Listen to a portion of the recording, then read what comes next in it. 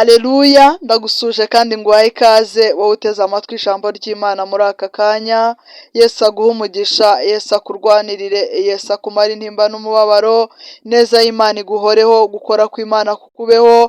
Imana iragukunda kandi Imana ikwitayeho. Imana yo mu ijuru yagusezeranije umugisha, humura no kuwuguha izawuguha. Ntabwo ari Imana ibeshya, nta nubwo ari Imana yibagirwa imirimo. Uhumure, Imana ikwitayeho nshuti y'umusaraba.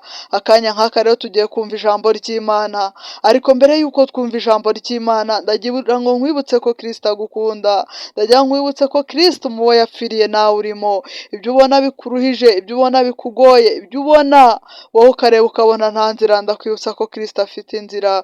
Kristo afite inzira, Kristo atwitayeho, Kristo yemeye kudupfira, Kristo yemeye gukorwa n'isoni kugira ngo njye nawe tubone ubugingo buhoraho.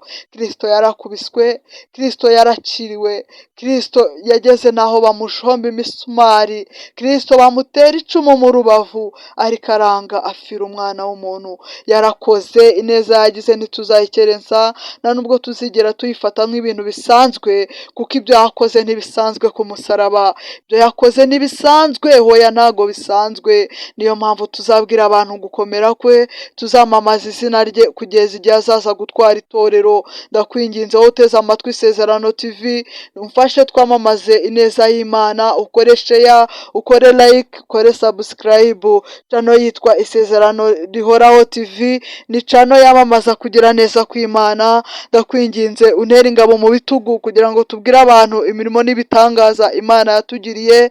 Imana yarakoze kandi ni ukuri Imana yatubambiye amahema. Nawe ugihumeka, nubwo ufite ibibazo bikugoye, ariko kuba ugihumeka ni ikimenyetso kitwereka ko uri umukandida w'ibyiza. Isaha n'isaha Imana yaguhindurira amateka, isaha n'isaha Imana yakugarukaho, isaha n'isaha Imana yakurengera, kandi isaha n'isaha Imana yakugirira ibambe. Ayo marira uri kurira, ako gahinda ufite, Imana yakumara intimba n'umubabaro, Imana yagusetsa, abantu bose bakureba bagatangara. Ni Imana ikenyuruza abami igakenyeza abaja, ni Imana ikunda abakene. Yarabyivugiye ngo ndi se w'imfubyi nkaba umugabo w'abapfakazi, ngo ndi inshuti y'abakene. Imana ikunda abakene, Imana ikunda abababaye, Imana ikunda abari mu kaga, kuko Imana irabarengera. Ni ukuri ndakubwiza ukuri, Imana iragukunda kandi Imana ikwitayeho. Ushobora kubona uri mu kaga gakomeye, ukabona ni ukuri abantu bakuvuyeho baragutaye, ukabona kugeza n'aho ababyeyi n'umuryango bose bakuvaho kandi aribo wari wiringiye. Ariko ndagira ngo uyu munsi ntiwongere kwiringira umuntu n'umwe, ahubwo wiringire Imana. Imana irakugirira ibambe, Imana irakurengera, Imana ni ukuri irakugarukaho nshuti y'umusaraba. Icyo usabwa ni ukuyizera, ni ukuri ntugire undi muntu uhanga amaso. Abantu twagiye tubahanga amaso barananirwa, ababyeyi twagiye tubahanga amaso barananirwa, ariko iyi Mana nkubwira mu gihugu cyo mu ijuru ni Imana itagira ibura uko igenza, ni Imana ica inzira aho zitari, ni Imana idudubiza amazi mu butayu. Imana nkubwira twarayibonye, Imana yaraturengeye nshuti y'umusaraba. Imana twayibonye twishyura minerivare byanze, Imana tubona iduha diplome ariko bigoranye, ariko finali Imana iduha diplome. Imana yarakoze, haleluya. Ntabwo nzarambirwa kuvuga ineza y'Imana, ntabwo nzarambirwa kubwira abantu ineza y'Imana. Imana yarakoze, Imana narayibonye ndwaye, Imana irankiza, Imana ingirira ibambe. Ni ukuri ubu ndashima Imana kuko yangiriye neza. Akanya nk'aka rero tugiye kumva ijambo ry'Imana, ariko mbere y'uko twumva ijambo ry'Imana ndagira ngo twiyeze dutungane rwose, tujye imbere y'Imana dusa neza dukeye. Imana yanga ibyaha binukira Imana. Nta mwana rero ujya imbere y'umubyeyi adahumura neza. Ndagira ngo njye nawe tubanze twikize ibyaha, duhumurire Imana neza. Ndakwinginze, karibu dusenga Imana. Data mu izina rya Yesu, gira neza bugacya bukira, uri umwami w'amahoro. Akanya nk'aka Kristo turagushimiye ko waturinze, wagize neza. Tugiye kumva ijambo ryawe, ariko mbere y'uko twumva ijambo ryawe nyagora ku ngoma, dukize ibyaha. Ni ukuri Kristo, tuze dutunganye rwose. Twaravuze turacumura, turakora turacumura, twakoze byinshi byangwa n'amaso yawe, ntabwo tubyirata ahubwo dutewe isoni nabyo. Ni ukuri durapfukamye ngo tubabarire ibyaha byacu. Urakoze kutubabarira nyaguhora ku ngoma. Rero mu ijambo Kristo ubane natwe, ube hagati muri twe, uduhe kuryumva no kuryumvira, ube hagati muri twe. Karibu Kristo, turakwiringiye, amen. wowe uteze amatwi ijambo ry'Imana rero ufite Bibiliya, ndagira ngo dusomane igitabo cy'Itangiriro. Igitabo n'Itangiriro, igice cya 22 umurongo wa 15 turagera ku murongo wa 17. Karibu dusome ijambo ry'Imana. Maze marayika w'Uwiteka arongera ahamagara Aburahamu ari mu ijuru, aramubwira ati, ndirahiriye ni ko Uwiteka avuga, ubwo ugenjeje utyo ntunyime umwana wawe w'ikinege, ni ukuri no kuguha umugisha nzaguha umugisha, no kukugwiza nzakugwiza, urubyaro rwawe ruhwane n'inyenyeri zo mu ijuru, kandi ruhwane n'umusenyi wo mu kibaya cy'inyanja, kandi ruzahindura amarembo y'ababisha barwo. Haleluya! Iri jambo ry'Imana mwumvise kuntu Imana yishimiye Aburahamu, imusezeranya umugisha. Aburahamu yari afite ukwizera kudasanzwe. Aburahamu yemeye gutanga umwana we w'ikinege. Imana yasabye Aburahamu gutanga Isaka. Isaka yari umwana w'amasezerano, yari umwana uvutse mu myaka mikuru ya Aburahamu, yari umwana wo mu zabukuru rwose. Biragoye yewe mubyeyi uteze amatwi ijambo ry'Imana ku Isezerano Rihoraho TV, tubwizanye ukuri muri aka kanya. Nubwo waba ufite abana 10, ntabwo wakemera gutanga umwana wawe umwe nibura ngo usigarane 9. Ariko Aburahamu yemeye gutanga umwana we w'ikinege Isaka, niwe wenyine yari afite. Ni umwana wo mu zabukuru, ni umwana w'amasezerano. Ariko Aburahamu Imana yamusabye gutanga Isaka, ntiyajarajaza umutima, yemera gutanga Isaka, yemera kumuha Imana. Aburahamu yari afite ukwizera kudasanzwe. Aburahamu ni umugabo w'Imana rwose. Ni ukuri uyu mugabo yanteye gukunda Imana no kuyitinya bundi bushyashya. Iyi Mana irahambaye, iyi Mana nta rwitwazo wayishyiraho.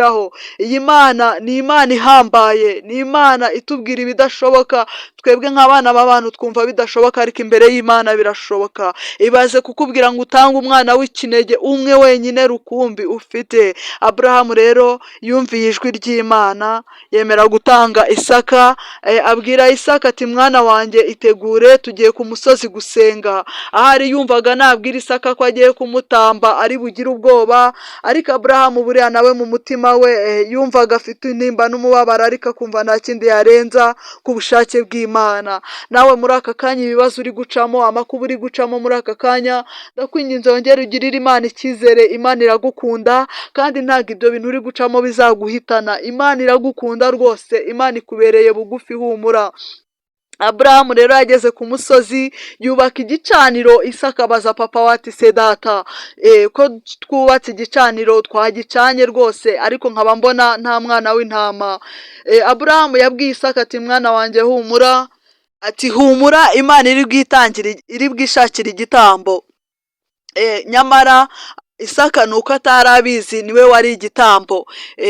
Aburahamu akomeza kwizera, afata Isaka amushyira ku gicaniro. Ariko Aburahamu akiri muri ibyo, yumva ijwi riturutse mu ijuru rivuga ngo, Aburahamu, Aburahamu. Haleluya! Ati, ni ukuri nabonye ko wanyumviye. Imana ikeneye ko tuyumvira. Ibi byose uri gucamo, ibi bintu byose ubona bikugoye, ibi bintu byose biri gutuma witotombera Imana. Imana iragukunda, ahubwo iragira ngo igushyire ku munzani kurebe. Niyo mpamvu nkwinginga ngo uhagarare mu kigeragezo urimo, ube intwari rwose, kuko Kristo ntazatuma kiguhitana. Muri uwo mwanya Aburahamu, Imana yaramubwiye ngo ntukore kuri Isaka, ahubwo Imana imwoherereza igitambo. Haleluya! Ibyo ubona biri kukurushya, ayo makuba ubona uri gucamo, humura, Kristo ari bwishakira igitambo. Humura, ntuhangayike. Wowe icyo usabwa ni ugutumbira ijuru, ukarihanga amaso, ukabwira Imana ngo ndakwiringiye kandi ndakwizeye, kandi ukayisaba ko yishakira igitambo. Ni Imana yumva gusenga, ni Imana itugirira ibambe. Nshuti ya Yesu, wizere Kristo aragukunda. Akanya nk'aka rero tugiye kubwira Kristo ko ni ukuri twumvise yuko byanze bikunze ari bwishakira igitambo mu byo turi gucamo. Tumuhamagare aza turwanira intambara. Urakoze wowe uteze amatwi ijambo ry'Imana muri aka kanya. Tutarasoza ngo dusenge, dusoze ndakwinginze ukore subscribe, ukore like, ukore comment kugira ngo ijambo ry'Imana rigere kuri bose. Byaba bibabaje inshuti zawe, abavandimwe bawe batabashije kumva ijambo ry'Imana kandi wowe wageze amahirwe ukumva ijambo ry'Imana. Ndakwinginze untere ingabo mu bitugu twamamaze kugira neza kw'Imana dukora subscribe. Urakoze inshuti ya Yesu. Rero tugiye kubwira Kristo azabane natwe muri ibi bibazo turi kunyuramo, muri aya makuba turi kunyuramo, aze yishakira igitambo. Data, mu izina rya Yesu, twumvise ko wishakiye igitambo kuri Aburahamu, natwe turaguhamagaye kugira ngo nyaguhora ku ngoma uze wishakira igitambo mu byo turi kunyuramo. Turagowe kandi turananiwe, ariko Kristo tuzi ko udukunda. Karibu rero wishakira igitambo nyaguhora ku ngoma. Dusabye twizeye mu izina ry'umwana wawe ukunda cyane Yesu Kristo. Amina.